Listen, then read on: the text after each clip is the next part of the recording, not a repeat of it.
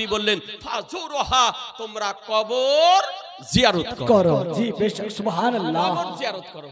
আল্লাহর নবী বলেন মুসলমানের কবর জিয়ারত করো।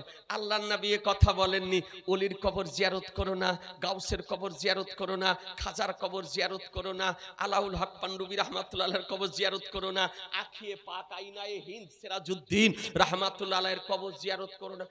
নবী বারণ করেছেন নাকি? না। কথা বলছেন না। বারণ করেছেন না। না।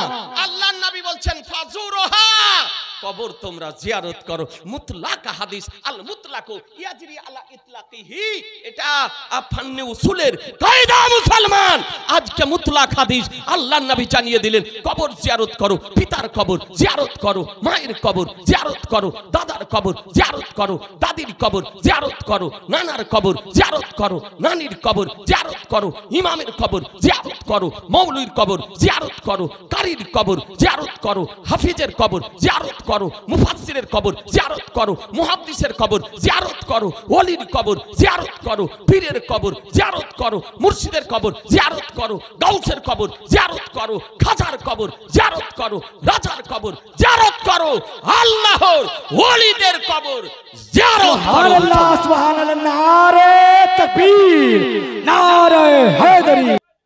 জি ইনশাআল্লাহ একবারে মজবুত হয়ে বসেন বসেন, বসেন। মজবুত হয়ে বসেন। তাহলে আপনি হাদিস বুঝতে পারলেন যে আল্লাহর ওলিদের মাজার শরীফ জিয়ারত করা বিশুদ্ধ সনদের হাদিস হতে প্রমাণিত। এরপরে যদি কোনো দালাল, কোন ইহুদি খ্রিস্টানদের এজেন্ট, কোন রাজমিস্ত্রি যদি বলে যে মাজারে যাওয়া চলবে না, তবে তার কথা মান্য করা যাবে? যাবে না। জোরে বলেন না। যাবে মান্য না। করা যাবে? সমর্থন করা চলবে? না। ওর বক্তব্য শোনা যাবে? জি না মুসলমান। আজকে আপনাদেরকে বলি আল্লাহর ওলির কবর জিয়ারত আপনারা আমরা করি।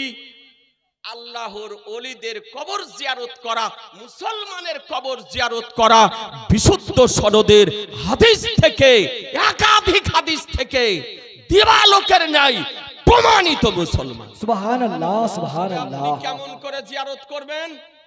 মশলা হলো আমার সরকারে আলা হযরত ইমাম ইশক মহব্বত ইমাম আহমদ রাজা আলাইহি রহমা রিদওয়ানের ইনসাইক্লোপিডিয়া, ফিকহি ইনসাইক্লোপিডিয়া, ফিকহ শাস্ত্রের ইসলামিক বিশ্বকোষ, যার নাম হলো আল আতাইয়া নববিজ্ঞা ফি ফাতা রাজাবিজ্ঞা, 12 খণ্ডে বিভক্ত। তার মুতারজাম বেরিয়েছে 30 খণ্ডে বিভক্ত। সুবহানাল্লাহ। সেই কিতাবের 4th খণ্ডে তিনি লিখতেছেন কোন আল্লাহর ওলির মাজারে যদি যাও তো পায়ের দিক দিয়ে প্রবেশ করো। পায়ের দিক দিয়ে প্রবেশ করে মাজারের মধ্যে জায়গা যদি থাকে তো 4 হাত দূরে দাঁড়াও। জি জি বেশ। কয় হাত? 4 হাত। 4 হাত দূরে দাঁড়াও। দাঁড়িয়ে আদব সহকারে ফাতিহা পড়ে ইসালে সওয়াব করে সাহেবে মাজারের ওসিলা দিয়ে খোদার দরবারে দোয়া করে, দোয়া সমাপ্ত করে পিছু পা হয়ে মাজার থেকে বেরিয়ে এসো। জি বেশ। মাজারে হাত বুলায়ও না, মাজারে চুমা দিও না, মাজারে তপ করিও না, মাজারে সাজদা করিও না। এই বিধান তো ফুকাহে আহনাফ দিয়ে গিয়েছেন মুসলমান। সুবহানাল্লাহ। সরকারে আলা হযরত দিয়েছেন। হানাফি মাযহাবের সমস্ত ফুকাহে কেরামগণ বলেছেন এ বেরাদার, ওরা বলছে কবর পূজা করা, বলছে যে আমরা কবর পূজা করি। জি না, আমরা কবর পূজা করি না, আমরা কবর জিয়ারত করি। যারা কবর পূজা করা বলতেছে আপনাদেরকে বলছে নিরপেক্ষ ভাবে, এই গ্রামটার নাম কি? মন্নুটোলা। মান্নুটোলা। তো যে ব্যক্তি বলছে আপনারা নিরপেক্ষ থাকুন, যারা কবর পূজার বক্তব্য শুনেন তারাও নিরপেক্ষ থাকেন, আর যারা কবর জিয়ারতের বক্তব্য শুনেন তারাও নিরপেক্ষ থাকেন। ওই যে বলতেছে কবর পূজা করা, এরা কবর পূজারি, কবর পূজা করে, ওকে নিয়ে আসুন। আর যারা বলতেছে কবর পূজা করা নাই, কবর জিয়ারত করা, একেও নিয়ে আসুন। দিয়ে দুজনকেই মান্নুটলাতে বসিয়ে দেন। জি বেশ। হক। দুজনকে বসিয়ে দেন, আর আপনারা মুগুর হাতে করে দূরে বসে থাকেন। জি বেশ। লাজবাব। জি দেখেন ওর যদি ভাঁড় থেকে তেল চুয়াতে যদি না আরম্ভ করে, তেল ঝরতে যদি আরম্ভ না করে, এই আজিজানে মোহতারাম সোশ্যাল মিডিয়াতে ভাইরাল বক্তা হয়েছে।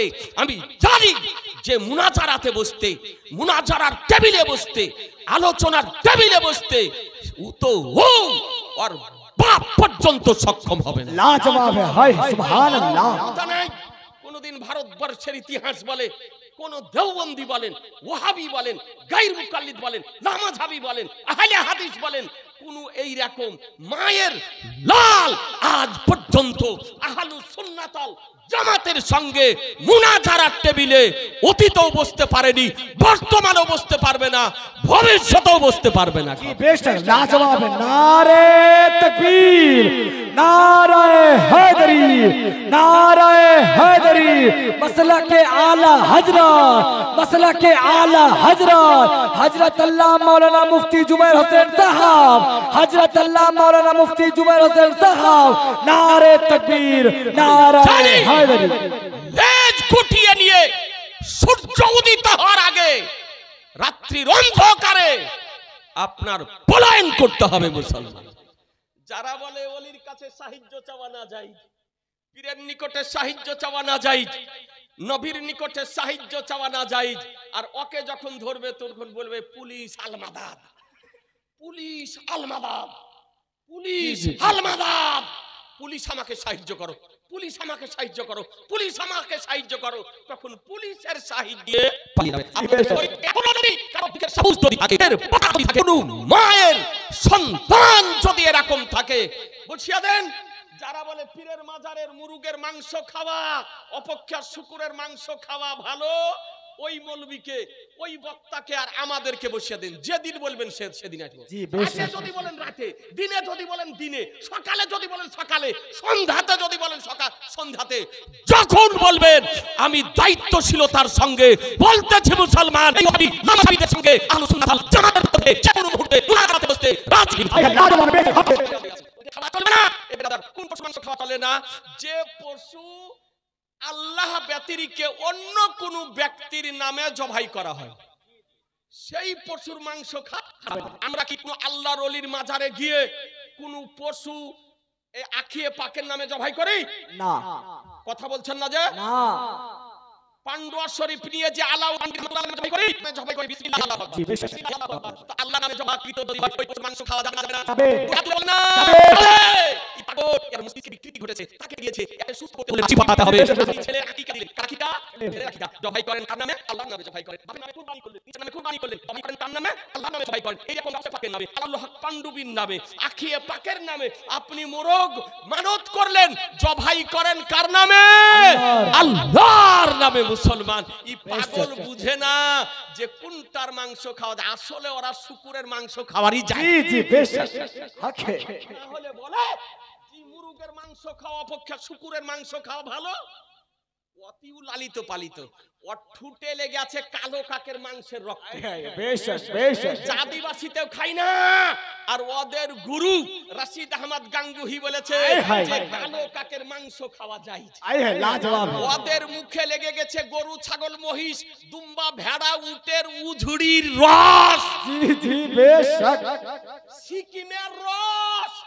এই জন্য ওকে মুরগের মাংস শুট করে না। জি বেশক হকে। না, ওর জিভাতে লেগে গেছে কালী, দুর্গা, হুলি পূজার প্রসাদের রস। এই জন্য মুরগের মাংস সহে না, ভালো লাগে না, শুট করে না। আপনি জানেন এ ব্রাদার, আমরা কোনদিন বলেছি মাজারে সাজদা করতে? না। আমরা কি বলি? মাজারে সাজদা করা যাবে না, হারাম। মাজারে সাজদা করা হারাম হারাম। একটা হাদিস শুনিয়ে দিই। আমার সামনে হাদিস চলে এসেছে।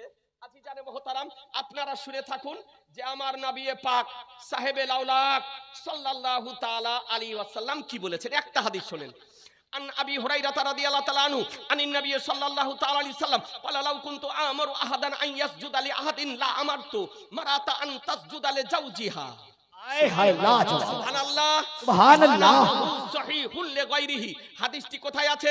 তিরমিজি শরীফ লেবানন বাইরুতের প্রিন্ট, পেজ নাম্বার 548, হাদিস নাম্বার 1193। তিরমিজি শরীফ ভারতীয় প্রিন্ট, প্রথম খণ্ড 138 পৃষ্ঠা। মিশকাত শরীফ ভারতীয় প্রিন্ট, প্রথম খণ্ড 281 পৃষ্ঠা, হাদিস নাম্বার 3255। মিশকাত বাইরুতের প্রিন্ট, সহিহ ইবনে হিব্বান, হাদিস নাম্বার 4162। ইবনে আদি ফিল কামিল, তৃতীয় খণ্ড 277 পৃষ্ঠা। আল হাকিম লিল মুস্তাদরাক, দ্বিতীয় খণ্ড 206 পৃষ্ঠা। বাইহাকি শরীফ, সপ্তম খণ্ড 291 পৃষ্ঠা। আয় হায় লাজবাব সুবহানাল্লাহ সুবহানাল্লাহ। এতগুলি হাদিসে হাদিসটি বর্ণিত হয়েছে। আবু হুরায়রা রাদিয়াল্লাহু তাআলা হতে বর্ণিত, তিনি বর্ণনা করেন যে নবী সাল্লাল্লাহু তাআলা আলাইহি সাল্লাম বলেন, আমি যদি তোমাদের মধ্যে কাউকে কারো জন্য সাজদা করার অনুমতি যদি দিতাম, কাউকে কারো জন্য সাজদা করার অনুমতি যদি দিতাম, তবে আমি অবশ্যই হুকুম দিতাম নারীদেরকে যে তারা যেন তার স্বামীকে সাজদা করে। জি বেশক হক। স্বামীকে সাজদা করে। আল্লাহর নবী বলতেছেন, অর্থাৎ কাউকে কারো জন্য সাজদা করার হুকুম আল্লাহর নবী দেননি। কোন সাহাবী কোনদিন নবীকে সাজদা করেননি। আমরা তো এটাই বলি, আল্লাহ ব্যতিরেকে অন্য কাউকে সাজদা করা যাবে না, সাজদা করা হারাম। সুবহানাল্লাহ বললো মাতাকুমুর রাসূল ফাখুজুহু ওয়া মানহাকুমুন ফান্তাহু। রাসূল যা প্রদান করেন তা গ্রহণ করে নাও, তিনি যা বারণ করেন তা থেকে বিরত থাকো। আল্লাহর ওলিদের নিকটে বায়াত গ্রহণ করা শরীয়তে যায়, আল্লাহর ওলিদের নিকটে যাওয়া শরীয়তে যায়, আল্লাহর ওলিদের মাজার শরীফ জিয়ারতে যাওয়া শরীয়তে যায়, আল্লাহর ওলিদের নামে মানত মানা শরীয়তে যায়, আল্লাহর ওলিদের হরুজ শরীফ পালন করা শরীয়তে যায়, আল্লাহর ওলিদের মাজার শরীফে চাদর দেওয়া, গোলাপ দেওয়া, গুম্বাদ তৈরি করা শরীয়তে যায়। মুসলমান বেশক হক সুবহানাল্লাহ। ব্রাদার আল ইসলাম, তাই বলি আহলুস সুন্নাত আল জামাতের আকীদা বলির উপরে আপনাদের আমার পাহাড়ের মতো স্থির থাকতে হবে। আগে আল্লাহ এর উপর ঈমান নিয়ে আসা দরকার, না আল্লাহের রাসূলের উপর ব্যাখ্যা করে বুঝিয়ে দেন।